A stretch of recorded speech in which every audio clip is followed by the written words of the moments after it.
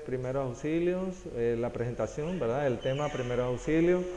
Ya habíamos dicho, ¿verdad?, que estas son las atenciones inmediatas y temporales que se prestan a víctimas de accidentes o enfermedades repentinas antes y hasta la llegada de una ambulancia o personal médico. El objetivo de estas atenciones son la de conservar la vida, evitar complicaciones y poner a las víctimas en manos de profesionales o de personal más capacitado. Vamos a clasificar dos tipos de situaciones médicas, ¿verdad?, en las que podemos encontrar a las personas. Uno, llamadas emergencias médicas, y la otra es urgencias médicas. Hay una diferencia entre ambas. En el caso de las emergencias, es todo evento súbito que compromete la vida del paciente y que debe ser resuelto de inmediato. Y la urgencia es el evento que debe ser atendido lo más pronto posible, pero donde no está comprometida la vida del paciente. Por ejemplo, en la emergencia, un paro cardiorrespiratorio o un paro respiratorio propiamente, en el caso de un atragantamiento. En el caso de la urgencia puede haber una herida o una fractura. No está propiamente comprometida la vida del paciente. Para poder implementar o aplicar estas atenciones de primer auxilio, debemos de tomar las precauciones generales de determinar posibles peligros en el lugar, evaluar el estado de conciencia de las personas y activar el sistema de emergencia. Debemos de cumplir con estas normas generales, que son la de actuar con seguridad, conservar la tranquilidad, dar órdenes claras y precisas y no luchar contra lo imposible. Los procedimientos iniciales para poder iniciar también, ¿verdad?, la atención a los pacientes son organizar el escenario, ¿verdad?, el ambiente, creando un cordón humano de ser posible, ¿verdad?, en el caso que hubiesen personas que estén presenciando. Debemos de solicitar la colaboración a alguna persona presente y prestar la atención inmediata. Debemos de garantizar entonces lo que se conoce como la cadena de supervivencia, y en el primer eslabón de esta cadena estaría la persona que auxilia. Como pueden ver, ¿verdad?, aquí hay una imagen donde pueden presentarse, ¿verdad?, diferentes situaciones. No necesariamente vamos a tener esto, pero es una muestra, un ejemplo. Otro también se llama la cadena de la vida y representa la secuencia ideal de acciones que deben realizarse para salvar la vida. Un ejemplo es un ataque cardíaco. La posibilidad de recuperación de un accidentado depende del tiempo de respuesta del equipo sanitario y la asistencia inmediata al lugar del accidente. Así que todo debe estar cronometrándose, ¿verdad?, en el tiempo para ver pues la capacidad pues de respuesta y la supervivencia del paciente. Ahora debemos estar listos para diferentes situaciones que se puedan presentar, y de acuerdo a ella vamos a determinar, ¿verdad?, qué medidas básicas vamos a garantizar para el mantenimiento de la vida. Por lo tanto, es necesario hacer una evaluación de la escena y debemos hacernos la pregunta: ¿es la escena segura? Quiere decir, la escena es el lugar, ¿verdad?, en el sitio donde se está presentando la emergencia o la situación. Por ejemplo, en esta imagen ven acá, ¿verdad?, un edificio que está en derrumbe, probablemente, o lo más probable, que haya sido un sismo, un terremoto. ¿Es segura esa escena? Aquí hay otra imagen, o un accidente de tránsito, dos vehículos que colisionan de frente, y igual nos hacemos la pregunta: ¿es segura la escena? Entonces, en la evaluación de la escena, ¿verdad?, debemos seguir estos pasos. 1, las acciones primarias que deben de realizarse. 2, la activación de un sistema de emergencia, y acciones posteriores o secundarias. En las acciones primarias es que debemos de estudiar brevemente la situación en 3 aspectos. 1, los peligros para la persona que auxilia, o sea, para nosotros, para las víctimas y para otros testigos o presentes en el lugar.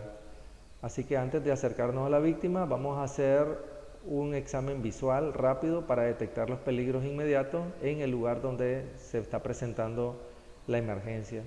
Y siempre entonces vamos a preguntar si el escenario es seguro. Recordemos entonces, una de las primeras acciones es evaluar la escena y ver si es seguro para todos, para nosotros, para las víctimas y para los testigos o presentes. Entonces la impresión de lo que pudo haber pasado, se trata de una lesión, es una enfermedad o es grave o leve, así que cuando hacemos esa primera evaluación, ¿verdad? Esa evaluación primaria de la escena, podemos tener una impresión también de lo que pudo haber pasado.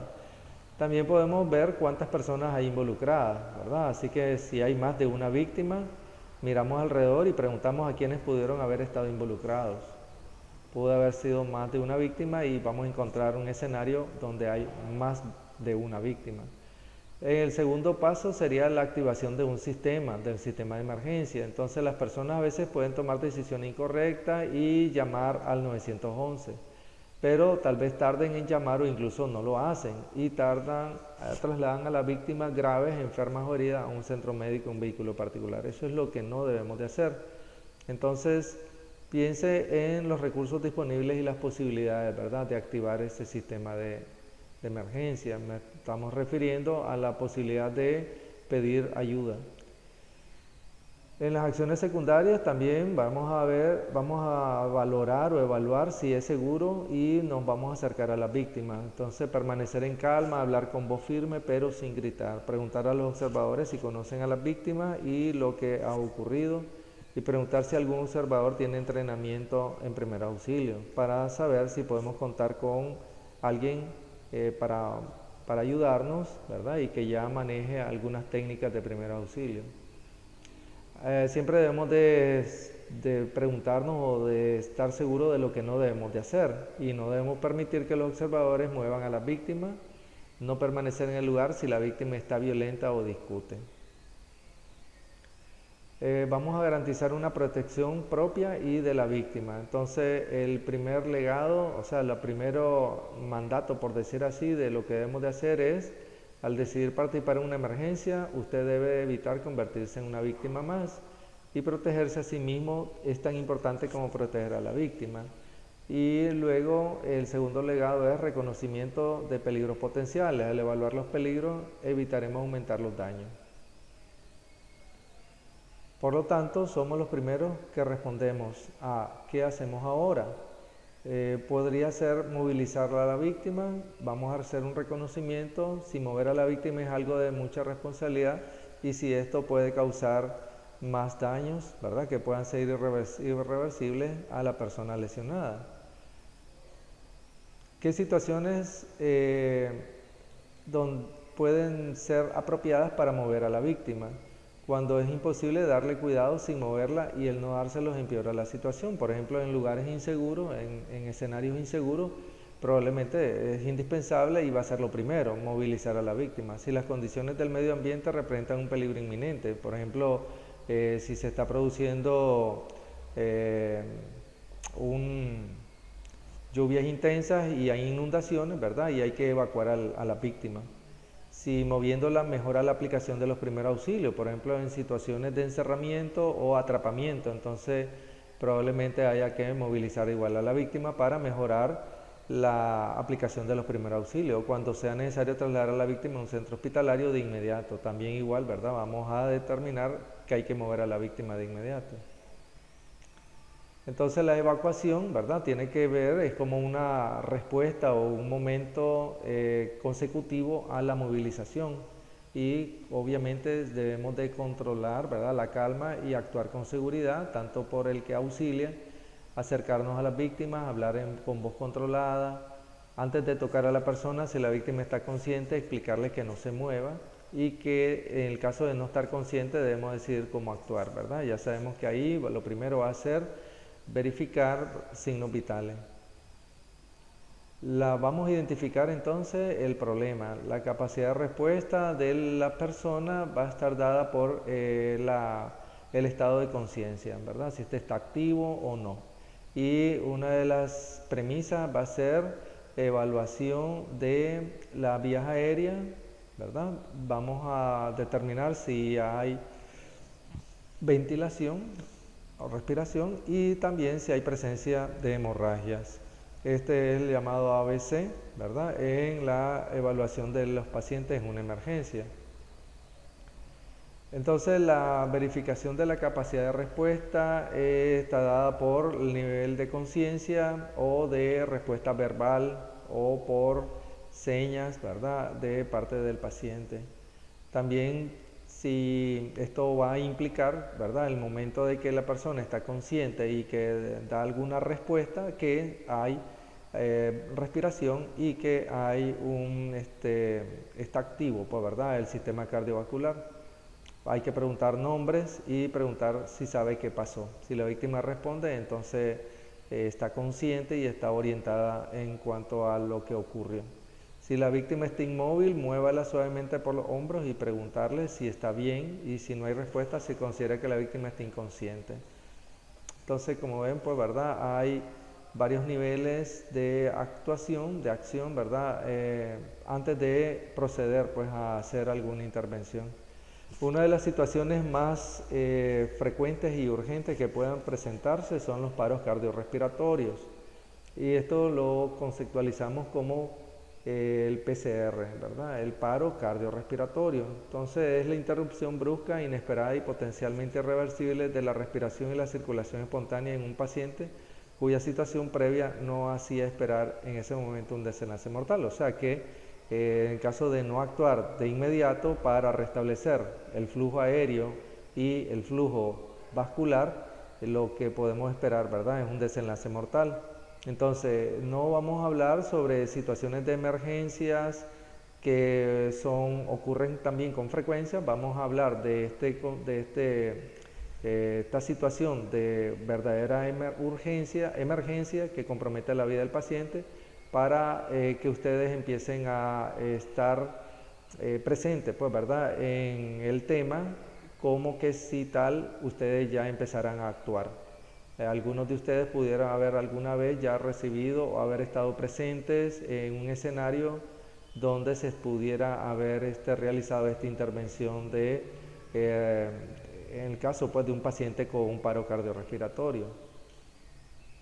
Entonces, hay una respuesta cardiopulmonar, que es el RCP, ¿verdad? Es la respuesta cardiopulmonar básica, y se denomina así al conjunto de técnicas utilizadas con el fin de restaurar y mantener el flujo sanguíneo mínimo necesario hasta la posibilidad de aplicar desfibrilación o un RCP avanzado. Así que, como pueden ver, tenemos un RCP básico y un RCP avanzado. O asimismo el uso de un equipo, ¿verdad?, que es para producir, pues, ¿verdad?, una acción muscular cardíaca mayor, ¿verdad?, para producir, pues, ¿verdad?, la función cardíaca, que es la desfibrilación. Entonces, pueden haber muchas causas de paro cardiorrespiratorio, entre ellos una muerte súbita, no traumática. Pueden ser de diferentes causas, o una fibrilación ventricular, en la cual el ritmo se hace más frecuente en una muerte súbita. Es el ritmo, ¿verdad?, que disminuye, hasta llegar al ritmo cero, ¿verdad?, o a la acción cero. O en la enfermedad cardiovascular, que es la primera causa de muerte en el mundo. Esas son causas de un paro cardiorrespiratorio. El 80% de las muertes súbitas ocurren en el ambiente extrahospitalario, y el 70% que fallecen de muerte súbita tienen signos de haber tenido un infarto coronario previo.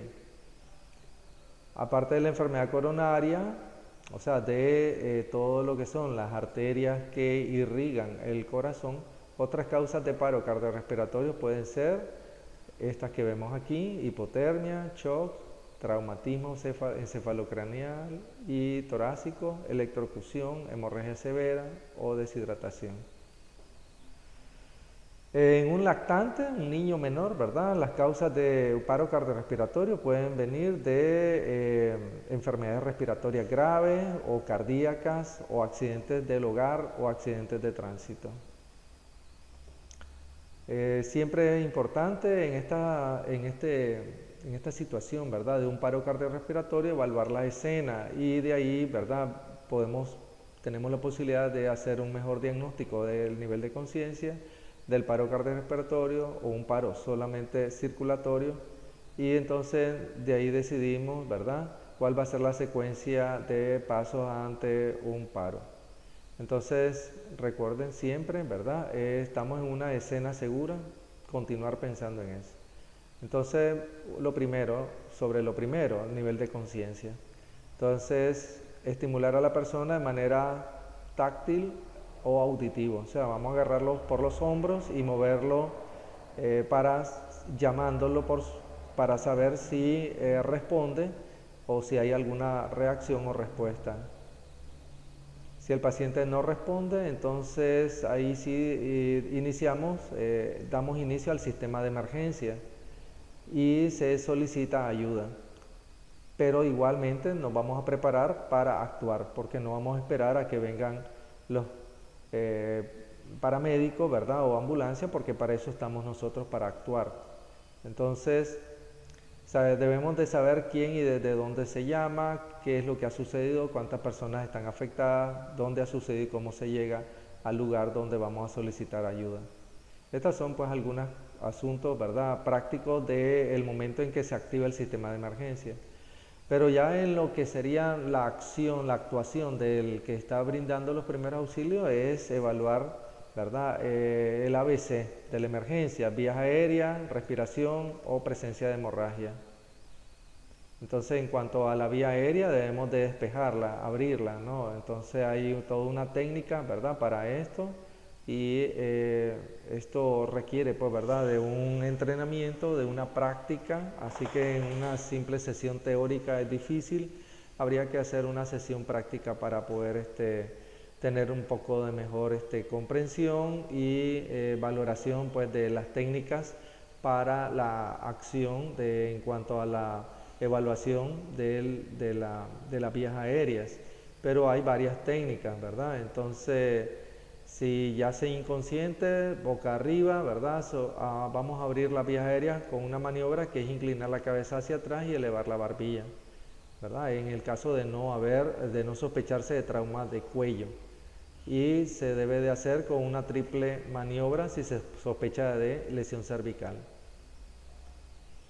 Entonces, en la imagen pueden ver si el paciente está inconsciente, o sea, no responde, debemos abrir las vías aéreas con una maniobra de doble, ¿verdad? Doble, que es frentón-mentón. Aquí pueden verlo en esta imagen de acá, donde le estoy mostrando con la flechita, ¿verdad? Con una mano sobre el mentón y la otra en la frente. Ahí vamos a proceder también a descartar posibles cuerpos extraños. En la otra maniobra, pues, ¿verdad?, vamos a utilizar aquí lo tenemos, ¿verdad? Este es en el caso de sospechar de que haya lesión cervical, ¿verdad? Si sospechamos que hay un posible trauma de columna, entonces vamos a hacer estas maniobras.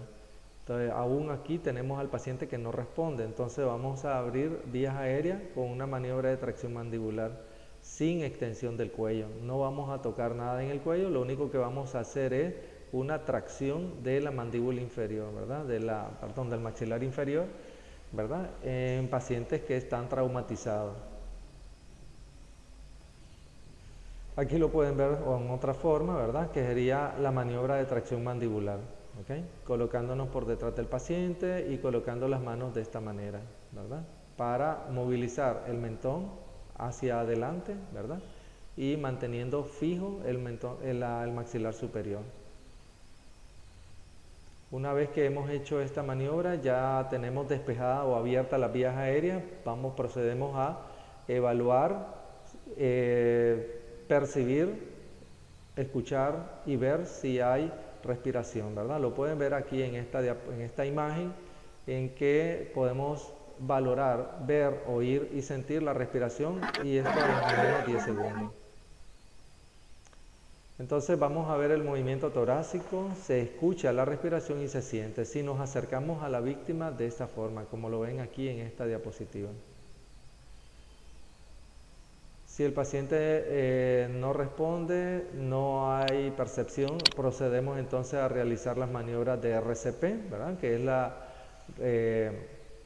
resucitación cardiopulmonar. Y hay diferentes técnicas o maniobras, ¿verdad? Pero cuando estamos solos, cuando es un solo solo hay una persona para brindar los primeros auxilios, debemos de hacer 30 compresiones torácicas y 2 ventilaciones en un segundo. Las compresiones aquí pueden ver en esta imagen, ¿verdad? Ubicando la hipófisis del esternón, ¿verdad? La sínfisis esternoidea, y colocando ahí la parte, ¿verdad?, de la palma de la mano. Luego colocar la otra mano en un ángulo recto y proceder a hacer las 30 compresiones.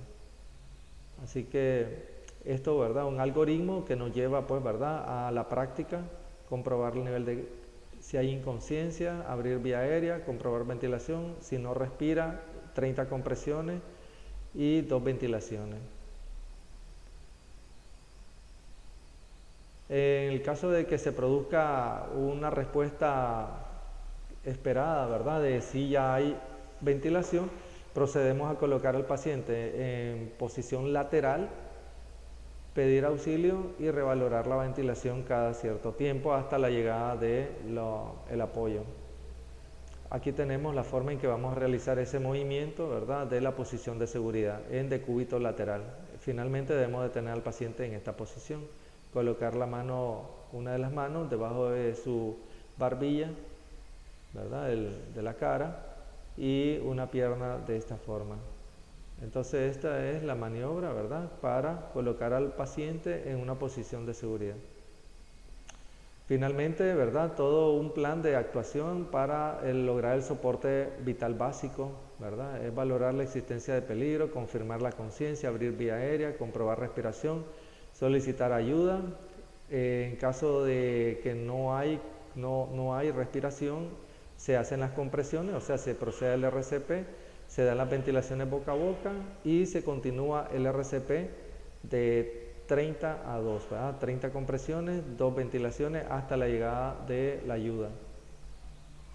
Y una de las causas que mencionábamos era lo de la obstrucción de las vías aéreas, ¿recuerdan? Entonces, esto puede darse por un ahogamiento, de obstrucción de las vías aéreas por algún objeto o alguna partícula, es muy común, ¿verdad?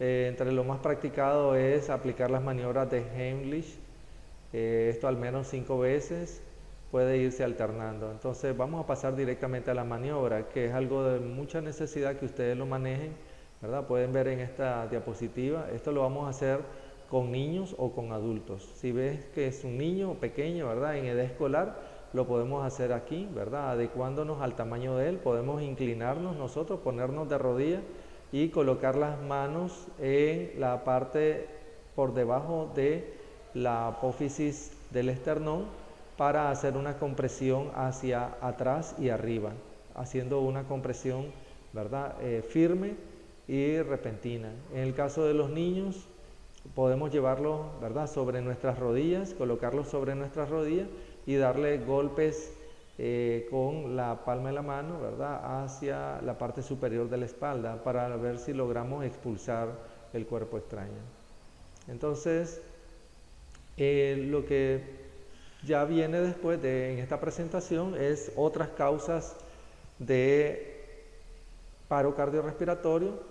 Esto lo vamos a leer, lo van a leer ustedes, ¿verdad? Y vamos a hacer los comentarios en el foro. Yo voy a estar pendiente de que ustedes participen con sus preguntas y comentarios para yo ir dando respuesta y motivando a que entre ustedes también se produzcan los comentarios y respuestas. Entonces, jóvenes, vamos a concluir aquí lo que es la presentación de diapositivas y vamos ahora a hacer algunas preguntas.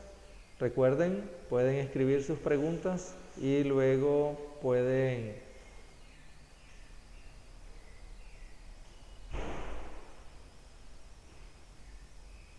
escribir sus preguntas para que queden registradas. ¿Me escuchan, muchachos? A ver, ¿me escuchan? Sí, lo escuchamos. Ok, entonces por favor escriban preguntas Recuerden que en su pantalla, a la derecha de su pantalla, ¿verdad? Está esta ventanita y pueden abrir para hacer preguntas como mensajes, donde ya escribieron sus chats, donde se reportaban que estaban presentes en esta videoconferencia. Entonces tenemos unos minutos para poder contestar a estas preguntas. Luego continuaremos a través de la plataforma del aula virtual. ¿Pueden hacer alguna pregunta? Pero por favor recuerden escribir la pregunta para que quede registrada.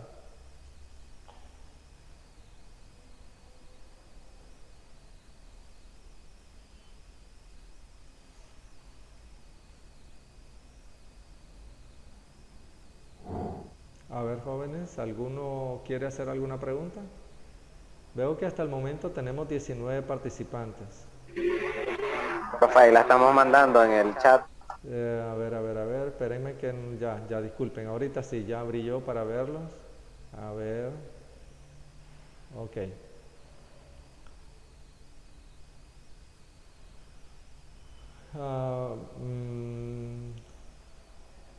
Bueno, hablan de un foro, dicen, pregunta Leonel, ¿hasta cuándo estará el foro? En todo caso, el foro que abriríamos sobre este tema, sobre este nuevo tema, estaríamos también participando hasta la próxima semana. Recuerden que solamente en el calendario de este cuatrimestre tendríamos hasta la primera semana de mayo. Estamos en la última semana de abril, entonces tendríamos tiempo hasta la primera semana, a esta última semana de abril para participar en este foro que vamos a abrir sobre este tema, ¿verdad? De los desastres y primeros auxilios. ¿Cómo podemos hacer las prácticas? Dice David. Bueno, en realidad no aconsejo que lo hagan solos, ¿verdad? Porque podrían no aplicarlas correctamente y podrían inclusive causarse algún tipo de lesión o daño. Vamos a tener que encontrar el momento oportuno para hacerlos. Les aconsejo que estudien lo más que puedan. Yo les he subido a la plataforma, al aula virtual, un documento que es un manual de primeros auxilios. Ahí pueden documentarse un poco más. A ver, veamos otra pregunta. Las maniobras se pueden hacer en clase. En caso de que tuviéramos una sesión práctica, ¿verdad? Clases presenciales, lo podríamos hacer.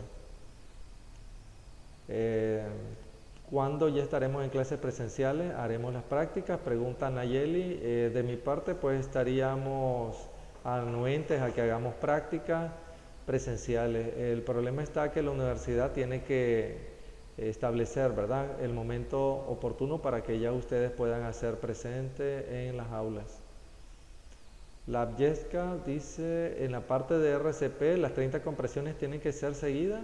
La pregunta de la Abyeska es muy importante porque aclara o pretende aclarar sobre este procedimiento y es correcto. Son seguidas, 30 compresiones continuas. Luego al terminar se proceden a las 2 ventilaciones. ¿Hasta cuándo estará el foro? Bueno, ya les respondí, ¿verdad? La Jessica, hasta en la próxima semana, finales de la próxima semana. Dice, ¿cuál sería un ejemplo de urgencias médicas? Recuerden que urgencia médica no se compromete la vida del paciente. Podría ser, por ejemplo, decíamos ahí en la presentación, una fractura, una contusión, ¿verdad? Un trauma facial o un trauma torácico, trauma abdominal que no compromete la vida del paciente. Otra pregunta. Dice, ¿cómo sería la abertura de la vías aéreas si la víctima está boca abajo? Ok, en este caso pues se tiene que valorar, ¿verdad?, de que no hayan lesiones de columna cervical y proceder pues a colocar al paciente en decúbito supino, o sea, boca arriba. En otras palabras, tenemos que tener al paciente en la posición, ¿verdad?, para poder evaluar. ¿Cómo sería bueno? ¿Sería bueno tener un repaso de esta clase cuando volvamos? Bueno, depende de verdad de todo. Podríamos hacerlo en el próximo cuatrimestre en APS 2, en caso que nos permitan hacer las clases presenciales. El RCP dice, ¿cómo son las respiraciones? ¿Largas, cortas o cómo? Se refiere a la ventilación que hay que dar. Bueno, eso son una ventilación profunda y son cortas, ¿verdad? Porque hay que introducir el mayor volumen de aire que podamos, ¿verdad? Y William pregunta, ¿qué es lo primero que se hace ante un evento de desastre natural? Ok, ese ya es parte del otro tema, ¿verdad? El tema de los desastres naturales. Y igual hay que hacer una evaluación, ¿verdad? Del lugar. Pero hay que siempre, recuerden, bueno, en el caso ya les he colocado en la plataforma de que vamos a tener una planificación de acciones antes, durante y después del desastre. ¿Cuáles son las posibilidades de recuperación de un accidentado si no acepta la atención hospitalaria? Pero es que depende entonces de las lesiones o el daño que pueda presentar la persona, ¿verdad? Que está accidentada. Entonces no podemos predecir cuál va a ser la posibilidad de recuperación. Tendríamos que responder eso sabiendo cuál es el daño que presenta una persona. Entonces la presentación está en la plataforma, así es Madeleine, ya está en el aula virtual de su clase de APS 1. Y Victoria pregunta, no quedé clara de organizar un cordón humano. Bueno, eso se refiere a que si en el escenario donde se está produciendo la situación de emergencia existen presentes, hay personas presentes, hay testigos, entonces podemos pedirles a ellos que se ubiquen alrededor, ¿verdad? Para evitar la entrada o aproximación de más personas o que ocurra cualquier otra situación que ponga en peligro el escenario, ¿verdad? Que se convierta en inseguro. Se refiere a tener a personas alrededor de apoyo. A eso se refiere con cordón humano. Es como hacer una cadena humana. Muy bien, chicos. Bueno, hemos respondido a las preguntas que se hicieron hasta este momento. Ya tengo las 2 de la tarde, ¿verdad? Y voy a tener que continuar conectado con ustedes a través de la plataforma.